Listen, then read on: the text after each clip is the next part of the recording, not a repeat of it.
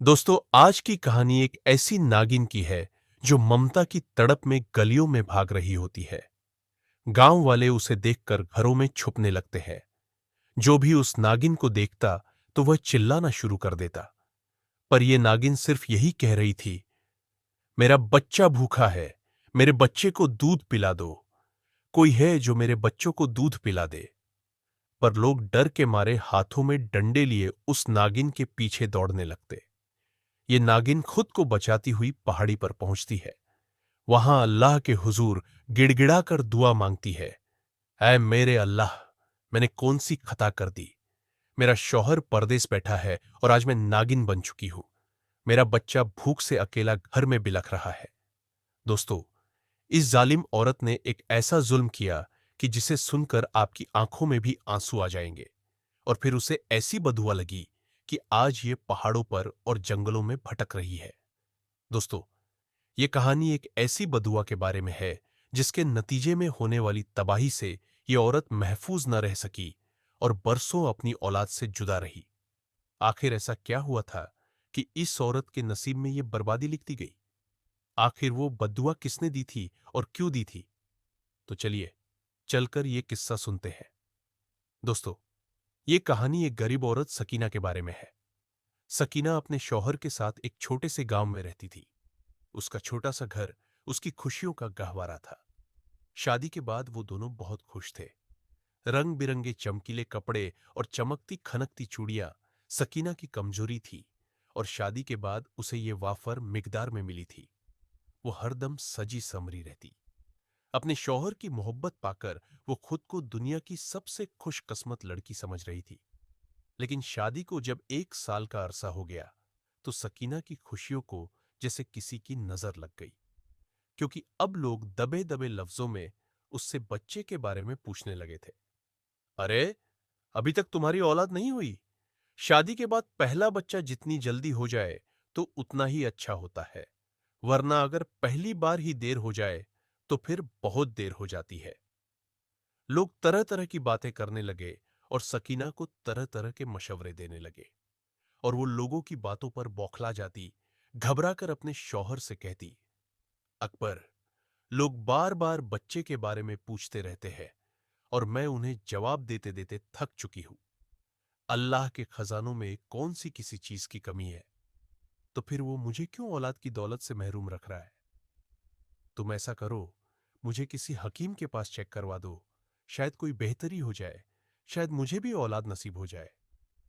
सकीना बहुत हसरत से कहती, जबकि अकबर उसे तसल्ली देता और कहता, ऐसा कुछ भी नहीं है। तुम्हें किसी हकीम या दवा की जरूरत नहीं है। तुम बिल्कुल ठीक हो। लेकिन फिर भी अगर तुम्हारी तसल्ली हकीम के पास जाकर ही होगी तो फिर मैं तुम्हें ले जाता हूं। अकबर ने सकीना की तसल्ली करवाने की खातिर एक हकीम से वक़्त ले लिया और उसे लेकर वहां चला गया। हकीम ने सकीना का मुआयना अच्छे तरीके से किया और यही कहा, सब कुछ ठीक है, बस अल्लाह की तरफ से देर है। तुम दोनों दुआ करो, अल्लाह जल्द तुम्हारी झोली भर देगा। सकीना वहां से आने के बाद बहुत पुरुउम्मीद थी और उसे इस बात का यकीन हो चला था कि बहुत जल्द वो मां बन जाएगी। आजकल वो खुश थी और लोगों को यही कहती थी कि अब जल्द अल्लाह उसकी सुन लेगा। लेकिन दिन गुजरते जा रहे थे और सकीना जिस खुशखबरी के इंतजार में थी, उसे अभी तक वो खबर नहीं मिली थी। और दिन ब दिन सकीना मुरझाती जा रही थी। इस दौरान शादी के 5 बरस गुजर चुके थे और जब सकीना बिल्कुल नाउम्मीद हो गई तो अल्लाह ने उसे मां बनने की खुशखबरी सुना दी। सकीना को जब ये खबर मिली तो उसे जैसे यकीन ही नहीं आया। वो शिद्दत से रो पड़ी और कहने लगी, तुम मेरे साथ मजाक कर रहे हो। लेकिन अकबर ने जब उसे मोहब्बत से यकीन दिलाया तो फिर सकीना की खुशियों का कोई ठिकाना नहीं रहा था। वो खुश रहने लगी और लम्हा ब लम्हा अपनी औलाद का इस दुनिया में आने का इंतजार करने लगी। अकबर ने उन दिनों सकीना का बहुत ख्याल रखा, उसे हर खुशी दी, उसको हर वो चीज लाकर दी जिसकी सकीना को जरूरत हो सकती थी। वो अपनी हैसियत से बढ़कर सकीना का ख्याल रखता और उसे आराम देने की कोशिश करता। 9 माह के तवील और सब्र आजमा इंतजार के बाद सकीना ने एक बहुत खूबसूरत बेटे को जन्म दिया और उसे पाकर जैसे उसकी दुनिया मुकम्मल हो गई। अब तक उसके घर में जो खामोशी और सन्नाटे थे, उसके बेटे के आने से वो खत्म हो चुके थे। अपने बेटे को देखकर खुद अकबर भी बेहद मसरूर था। उन्हीं दिनों में अकबर का वीजा लगकर आ गया और वो सकीना को ढेरों तसल्ली और दिलासा देने के बाद अच्छी किस्मत और बेहतर मुस्तकबिल के लिए बैरून मुल्क चला गया। अकबर का बेटा फजल तब 3 महीनों का हो चुका था। सकीना ने अकबर को रोकने की बहुत कोशिश की, लेकिन उसका कहना था, अब हमें अपने बारे में नहीं बल्कि अपने बच्चे के बारे में सोचना है और उसके बेहतर मुस्तकबिल के लिए मुझे एक कदम उठाना ही पड़ेगा। सकीना ने बहुत मुश्किल से अपने दिल पर पत्थर रखकर अकबर को जाने की इजाजत दे दी और खुद को अपने बच्चे के लिए वक्फ कर दिया। अकबर के जाने के बाद वो बहुत उदास रहती, लेकिन फिर उसने अपने बेटे को अपना साथी बना लिया और हर वक्त अपने बच्चे के साथ लगी रहती और उसके नाज नखरे उठाती रहती। वो जैसे अपने बेटे के साथ एक छोटे से घर में कैद होकर रह गई थी। उसने कहीं पर भी आना जाना छोड़ दिया था और अपने बेटे के साथ अपने मन को बहला लिया था, क्योंकि अब अकबर भी यहां पर नहीं था और सकीना को उसकी कमी बहुत महसूस होती थी, लेकिन अपने बच्चे के साथ लगकर वो बहल जाती थी। एक दिन सकीना अपने बच्चे के साथ खेल रही थी। वो बातों में मसरूफ थी जब उसके घर के बाहर एक फकीर ने सदा लगाई, मैं भूखा हूं, खाने को रोटी दे दो। लेकिन सकीना बदस्तूर अपने बच्चे के साथ मग्न रही। उसने फकीर की सदा को नहीं सुना, लेकिन फकीर ने दोबारा जोर से बुलंद आवाज में सदा लगाई। अब की बार भी सकीना ने उसकी सदा को नहीं सुना और अपने बच्चे के साथ खेलती रही। फकीर को बाहर उनकी आवाजें सुनाई दे रही थीं और अब उसे इस बात पर गुस्सा आने लगा कि आखिर सकीना उसकी सदा क्यों नहीं सुन रही। तभी उस फकीर ने गुस्से में उसे आवाज दी, बाहर आओ और मेरी बात सुनो। फकीर की गरजदार और बारब आवाज सुनकर सकीना का दिल सहम गया और वो बेजरी से तेजी से बाहर आई। फकीर को गुस्से में देखकर सकीना कांप गई थी और कहने लगी, माफ कीजिएगा, मैंने आपकी सदा नहीं सुनी। जबकि वो फकीर गुस्से से बोला और कहने लगा, मुझे तुम्हारी आवाजें बाहर तक सुनाई दे रही थीं और तुम कहती हो तुमने मेरी सदा नहीं सुनी। तुमने बहुत गलत किया। अब मैं तुम्हें बद्दुआ देता हूं कि तुम अपने बेटे से जुदा हो जाओ और 15 बरस तक तुम एक जंगल में नागिन बन के भटकती रहो। ये मेरी बद्दुआ है कि तुम्हारे साथ ऐसा ही हो। फकीर की ये बात सुनकर सकीना का दिल उछलकर हलक में आ गया और वो एकदम जर्द पड़ गई।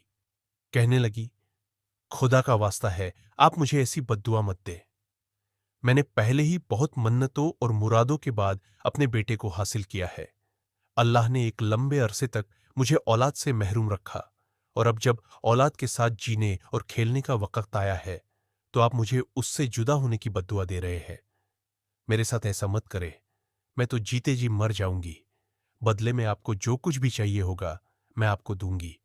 बस एक बार अपनी बद्दुआ वापस ले ले। सकीना ये कहते हुए उस फकीर के कदमों में गिर गई और रोने लगी। उसने अपना दुपट्टा भी उस फकीर के कदमों में रख दिया ताकि एक बार वो सकीना की बात मान ले और उसे बख्श दे। फकीर ने सकीना की हालत देखी तो कहने लगा, मुंह से निकली हुई बद्दुआ कभी वापस नहीं होती, लेकिन इसकी एक सूरत मुमकिन है कि मैं 15 सालों के बाद तुम्हें तुम्हारे बेटे से मिला दूंगा, लेकिन तब तक तुम्हें एक नागिन बनकर जंगल में जिंदगी गुजारनी होगी और तुम यूं ही भटकती रहोगी। फकीर की ये बात सुनकर सकीना तो बहुत परेशान हो गई और रोते हुए फकीर की मिन्नतें करने लगी, लेकिन फकीर ने उसकी एक न सुनी और कहा कि वादे के मुताबिक तुम अब 15 साल बाद ही अपने बेटे से मिल सकोगी। फकीर तो ये कहकर वहां से चला गया। फकीर के जाने के कुछ देर बाद ही सकीना ने अपने बेटे को जैसे ही गोद में उठाना चाहा, तो उसी दम उसके जिस्म को 2-3 शदीद झटके लगे। सकीना घबरा गई और अपने बेटे से पीछे हट गई। वो दूर से अपने बेटे को देख रही थी। उसका ध्यान अपने बेटे में ही अटका हुआ था जो रो रहा था, लेकिन उसे इस बात की खबर नहीं हो रही थी कि वो एक इंसान से एक नागिन की शक्ल इख्तियार कर रही है। सकीना एक नागिन बन गई और अपने बेटे से दूर हो गई। सकीना का नन्हा बच्चा भूख से बिलख रहा था, रो रहा था और अपनी मां को तलाश कर रहा था। उसकी तड़प को देखकर खुद सकीना की ममता भी तड़प रही थी। वो भी रो रही थी, लेकिन वो बेबस हो चुकी थी और उसके इख्तियार में अब कुछ नहीं रहा था। एक फकीर की बद्दुआ ने उसे इस हाल को पहुंचा दिया था। सकीना रोते हुए अपने बेटे को दूर से ही देख रही थी। उसे मालूम था कि उसके बेटे की भूख का वक्त है और उसे इस वक्त दूध पीना है। सकीना अपने बेटे की तड़प को देखते हुए घर से बाहर निकली और गांव में लोगों से मदद मांगने की गर्ज से घर घर जाने लगी। वो लोगों को अपनी मजबूरी बताने की कोशिश करती, लेकिन जो कोई भी उसे अपने दरवाजे पर देखता उससे डर जाता और खौफजदा होते हुए फौरन दरवाजा बंद कर देता। एक दो ने तो उसे मारा भी। सकीना ने फिर भी हिम्मत नहीं हारी। अपने बेटे की भूख से बिलखती हुई सूरत उसकी निगाहों के सामने घूम रही थी और वो चाहती थी कि जल्द से जल्द उसके खाने का कुछ बंदोबस्त कर दे। जब गांव से उसे किसी सूरत भी कोई मदद न मिली तो उसने ये सोच लिया कि अब जंगल में जाकर कुछ तलाश किया जाए ताकि उसके बेटे की भूख तो मिट सके। यही सोचकर वो जंगल की तरफ निकल गई, लेकिन सारा जंगल भटककर घूम फिरकर सकीना को कुछ भी ऐसा न मिला जो वो अपने बेटे को खिला सके। सकीना बेबसी के आलम में मुसलसल रो रही थी, तड़प रही थी और अपने बेटे का सोचकर उसकी ममता और जोश मारने लग जाती। लेकिन सकीना की बेबसी उरूज पर थी और वो इस वक्त कुछ कर नहीं पा रही थी। थक हार कर वो एक दरख्त के नीचे बैठ गई और रो रो कर अल्लाह से गिड़गिड़ा कर दुआ करने लगी। ऐ मेरे मालिक, तू सब कुछ जानता है, मैंने जानबूझकर कुछ नहीं किया। अगर अपने बेटे के साथ लगकर मुझे उस फकीर की सदा सुनाई नहीं दी तो मैंने ऐसा जानबूझकर नहीं किया। वो फकीर मुझे बद्दुआ दे गया, मैं अपने बेटे से जुदा हो गई। मैं उसके लिए कुछ खाने का बंदोबस्त नहीं कर पा रही हूं। मेरी ममता तड़प रही है कि मैं उसे एक बार सीने से लगा लूं, लेकिन मेरे बस में अब कुछ नहीं रहा है। मेरे मालिक, मेरे बेटे के लिए गैब से इंतजाम कर दे। उसके लिए तू गैब से रिज्क का बंदोबस्त कर दे। सकीना रो रो कर अल्लाह के आगे गिड़गिड़ाकर दुआ मांग रही थी और तभी इतनी ही देर में उसकी बातों को एक बूढ़ी औरत ने सुन लिया। बूढ़ी औरत उस वक्त जंगल में लकड़ियां काट रही थी। लकड़ियां काटकर वो उन्हें फरोख्त करती और अपनी गुजर बसर करती थी। सकीना की बातें सुनकर वो हैरत में मुंह बतला हो गई और सोचने लगी, आखिर एक नागिन ये क्या मांग रही है? अल्लाह से ऐसे इल्तिजा क्यों कर रही है? आखिर इससे कौन सी गलती हो गई? ये क्या माजरा है? उसके तजस्सुस ने उसे मजबूर कर दिया कि वो एक नागिन के करीब आ गई और कहने लगी, मैं अभी तुम्हारी बातें ही सुन रही थी। तुमने अल्लाह से जो दुआ की है, आखिर तुम पे ऐसी क्या मजबूरी आन पड़ी है? तुम्हें किसकी बद्दुआ लगी है? इस बूढ़ी औरत ने सकीना से बहुत से सवाल किए। सकीना, जो उस वक्त एक नागिन के रूप में थी, उस बूढ़ी औरत को वहां पर देखकर उसकी आंखें चमकने लगी और उसे इस बात की उम्मीद होने लगी कि अल्लाह ने गैब से उसके लिए कोई मदद भेजी है। तभी सकीना ने उसे अपने साथ गुजरने वाला सारा किस्सा सुना दिया और कहने लगी, तुम्हें खुदा का वास्ता है, तुम मेरे बेटे को 15 बरसों के लिए पाल लो। मुझसे जो हो सका मैं तुम्हें दूंगी। मैं एक बद्दुआ के जेरे असर हूं और तब तक अपने बेटे के करीब नहीं जा सकती जब तक इंसानी हालत में वापस नहीं आ जाती। इसलिए मैं तुम्हारी बहुत एहसानमंद रहूंगी अगर तुम मेरे बच्चे को पालने पोसने की जिम्मेदारी उठा लो, क्योंकि इस दुनिया में मेरा कोई नहीं है। मेरा शौहर बैरून मुल्क रिस्क कमाने गया था। मुझे उसकी कोई खैर खबर नहीं है और जब तक उसकी खैर खबर नहीं आती मैं अपने बेटे को यूं तना अकेला नहीं छोड़ सकती। उस बूढ़ी औरत का दिल सकीना की बातें सुनकर पसीज गया और वो सकीना से कहने लगी, तुम फिक्र मत करो, मैं तुम्हारे बेटे की जिम्मेदारी उठा लूंगी और उसे अपने बेटे की तरह ही पालूंगी।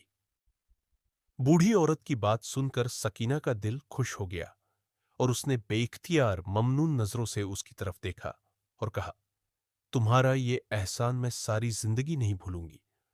तुमने आज मेरे मुश्किल वक्त में मेरी जो मदद की है, मैं सारी उम्र तुम्हारा ये एहसान याद रखूंगी। सकीना ने ममनूनियत भरे अंदाज में उसे कहा। बूढ़ी औरत वहां से सकीना के घर चली गई और सकीना के बच्चे को लेकर एक कुटिया में रहने लगी। वहां पर उसने उस बच्चे को मां जैसा प्यार दिया और उसके ऊपर अपनी ममता निछावर करने लगी। इसी दौरान गांव के जमींदार के घर शादी के तवील अरसे के बाद एक बच्चा जन्म लेता है, लेकिन पैदाइश के चंद मिनटों के बाद ही वो बच्चा अल्लाह को प्यारा हो जाता है। वो दाई जिसने उस बच्चे की पैदाइश की होती है, जमींदार के पास आती है और उसे कहती है, आपका बच्चा अल्लाह के पास वापस चला गया है, उसने अपनी अमानत वापस ले ली है। लेकिन मैं ये खबर जमींदारनी को नहीं दे सकती, क्योंकि उसकी हालत अच्छी नहीं है, और अगर उसे बच्चे की मौत की खबर दे दी गई तो मुझे डर है कहीं वो खुद भी इस दुनिया से न गुजर जाए। दाई की ये बात सुनकर जमींदार बहुत परेशान हो गया और कहा, अब मैं क्या करूं? मैं किस तरह अपनी बीवी को इस सदमे से बचाऊं? दाई भी जमींदार की परेशानी देखकर सोच में पड़ गई कि अब क्या किया जाए। तभी वहां पर जमींदार का एक खास मुलाजिम कहता है, जमींदार साहब, अगर हम गांव में से वक्ती तौर पर किसी का बच्चा ले ले तो मालकिन की तबीयत जब बेहतर हो जाएगी तो बच्चा वापस कर देंगे। अपने मुलाजिम की ये बात जमींदार को बहुत पसंद आती है और वो हुक्म सादिर कर देता है कि गांव में जिसके पास भी छोटा बच्चा है उसे लाया जाए, ताकि मैं अपनी बीवी की गोद भर सकूं। लेकिन उसके मुलाजिम सारे गांव में बच्चा तलाश करते हैं और उन्हें कहीं पर बच्चा नहीं मिलता। इन्हीं में से एक मुलाजिम जमींदार से कहता है कि मैंने जंगल की एक कुटिया में एक बूढ़ी औरत के पास एक बच्चा देखा है। बच्चा बहुत खूबसूरत है। अगर आप कहें तो मैं वहां से वो बच्चा ले आता हूं और उस बूढ़ी औरत से सौदेबाजी कर लेते हैं। जमींदार को ये ख्याल पसंद आता है और वो मुलाजिम को जंगल भेज देता है। जमींदार का मुलाजिम उस बूढ़ी औरत के साथ सौदेबाजी कर लेता है और उसे कहता है कि बुच्क, हम तुम्हें बहुत सारी जमीन और दौलत देंगे, तुम ये बच्चा हमारे हवाले कर दो। वो बूढ़ी औरत पहले तो राजी नहीं होती, लेकिन जायदाद की खातिर वो मान जाती है और वो बच्चा जमींदार के मुलाजिम के हवाले कर देती है। जमींदार की तरफ से उस बूढ़ी औरत को बहुत ज्यादा इनाम व इकराम दिया जाता है। वो बूढ़ी औरत इतनी जायदाद, रुपया पैसा पाकर बहुत खुश हो जाती है। वो बच्चा अब जमींदार की हवेली में आ जाता है और जमींदारनी की गोद में पलने लगता है। जमींदारनी बहुत खुश होती है और दिन रात अपने बच्चे के साथ लगी रहती है। उसे खुश देखकर जमींदार भी खुश होता है। बस एक डर उसके दिल में बैठ जाता है कि कहीं जमींदारनी को इस बात का पता न चल जाए कि वो बच्चा उसका नहीं।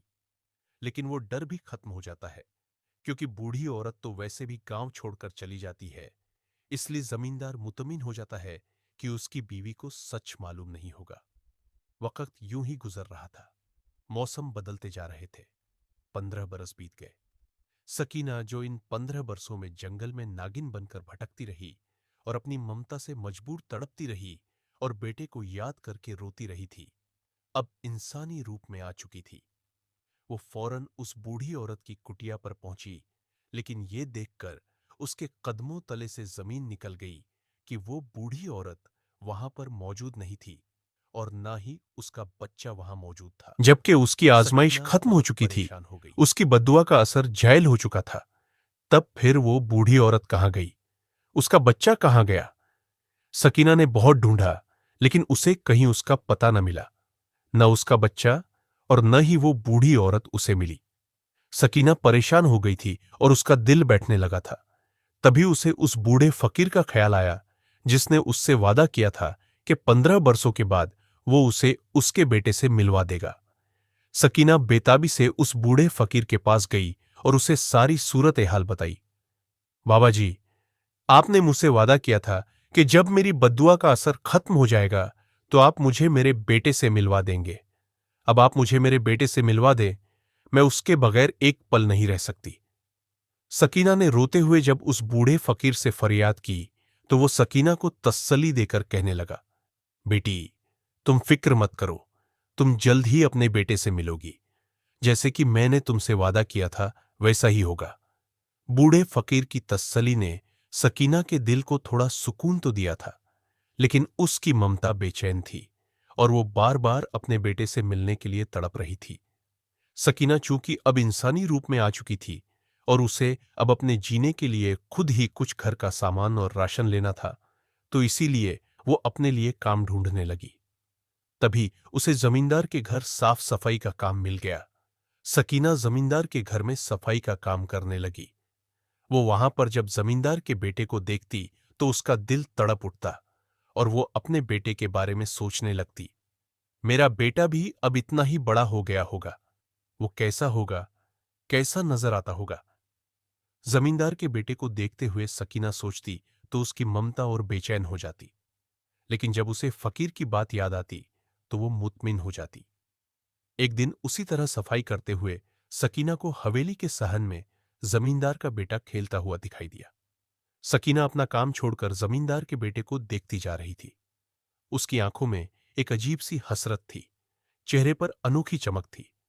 जमींदारनी ने जब उसे अपने बेटे को इस तरह देखते हुए पाया तो उसे बहुत गुस्सा आया।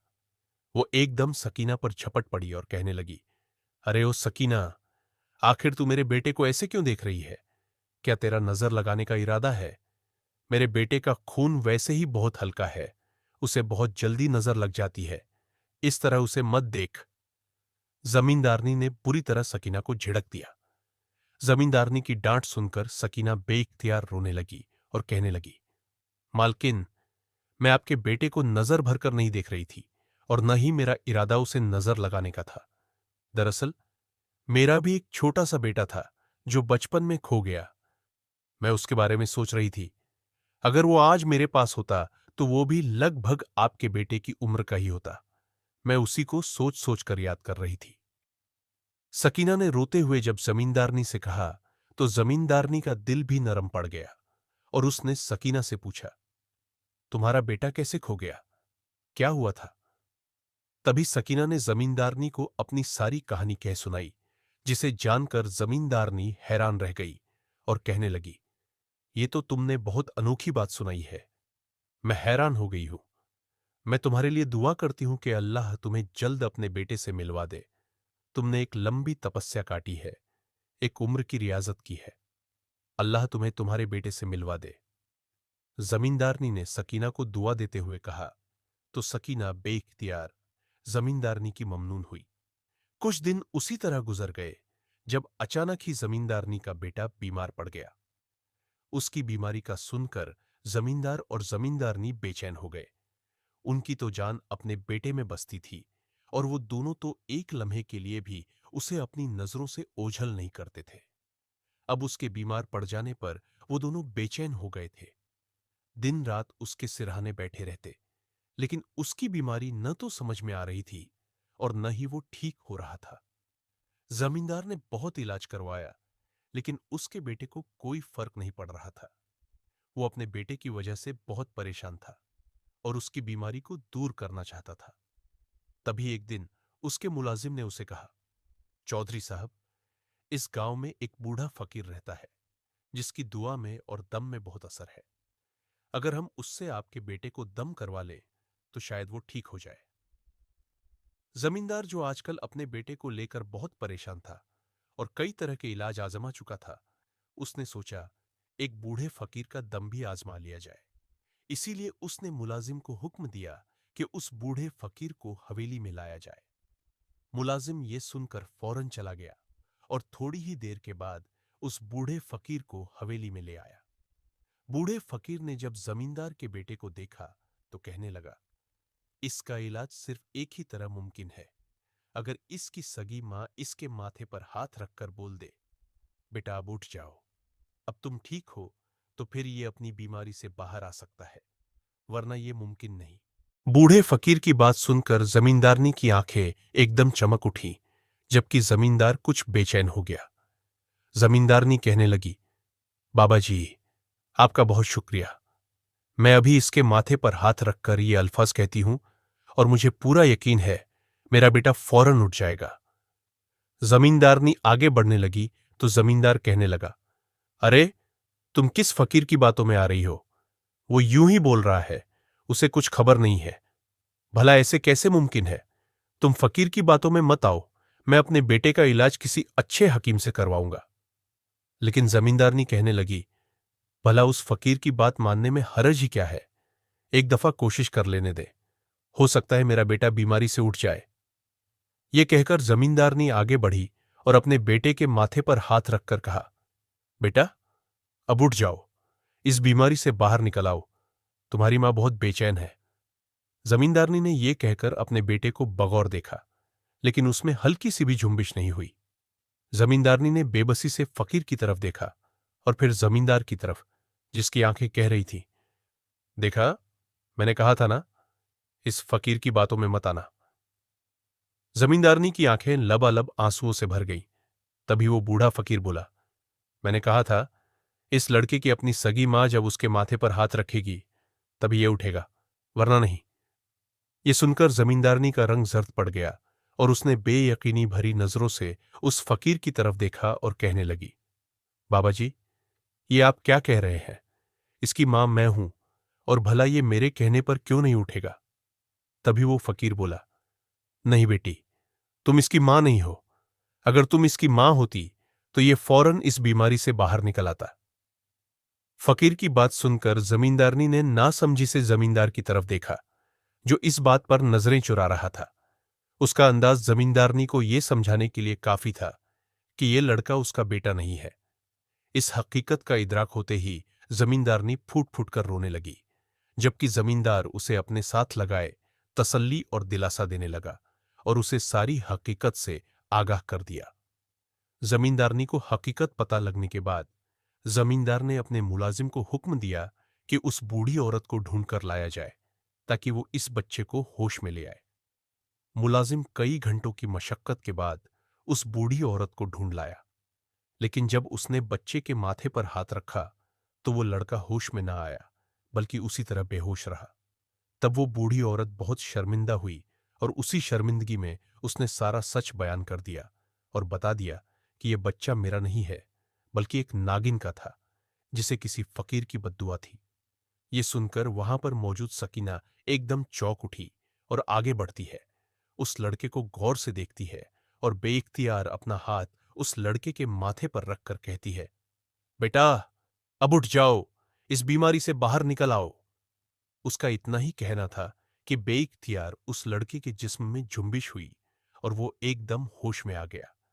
ये मोजा देखकर वहां पर मौजूद सब लोग हैरान रह गए और सब सकीना की तरफ देखने लगे। तब वो बूढ़ा फकीर बोला, यही इस बच्चे की असल मां है, इसी ने इसे जन्म दिया है। मैंने ही इसे बद्दुआ दी थी और मेरी बद्दुआ के झेरे असर ये नागिन बनकर 15 बरस जंगल में भटकती रही और अब इसकी तपस्या खत्म हो गई है। ये अपने बच्चे को ढूंढ रही थी और कुदरत ने इस तरह इन दोनों को मिलवा दिया और आज मेरा वादा पूरा हुआ। ये कहकर वो बूढ़ा फकीर वहां से चला गया, जबकि वो बूढ़ी औरत सकीना से माफी मांगने लगी और कहने लगी, दौलत के लालच ने मुझे अंधा कर दिया था, जिसकी वजह से मैंने तुम्हारे बेटे को जमींदार के आगे बेच दिया। जबकि सकीना ने उसे माफ कर दिया, क्योंकि उसका बेटा एक अच्छे घर में पल बढ़कर जवान हो रहा था। जमींदारनी ने सकीना के आगे हाथ जोड़ दिए और कहने लगी, तुम मेरे बेटे को मुझसे मत छीनना। बेशक ये तुम्हारा बेटा है, लेकिन मैंने दिन रात इसे पाला है, अपनी औलाद की तरह इसकी परवरिश की है। जमींदारनी की यह हालत देखकर सकीना का दिल भी पसीज गया और तभी जमींदार सकीना से कहने लगा, मुझे खुशी है कि मेरे बेटे को उसकी हकीकी मां मिल गई है। अगर तुम बुरा ना मानो तो तुम इस हवेली में मेरी बहन बनकर रह सकती हो, मुझे कोई एतराज नहीं होगा। इस तरह तुम अपने बेटे के करीब भी रह सकोगी और जमींदारनी को भी अपने बेटे से अलग नहीं होना पड़ेगा। ये तजवीज सकीना को पसंद आई और उसने जमींदार की बात मान ली और वो सब उस बच्चे के साथ हंसी खुशी रहने लगे। सकीना के मुश्किल भरे दिन खत्म हो चुके थे और अब खुशियां लौट आई थी।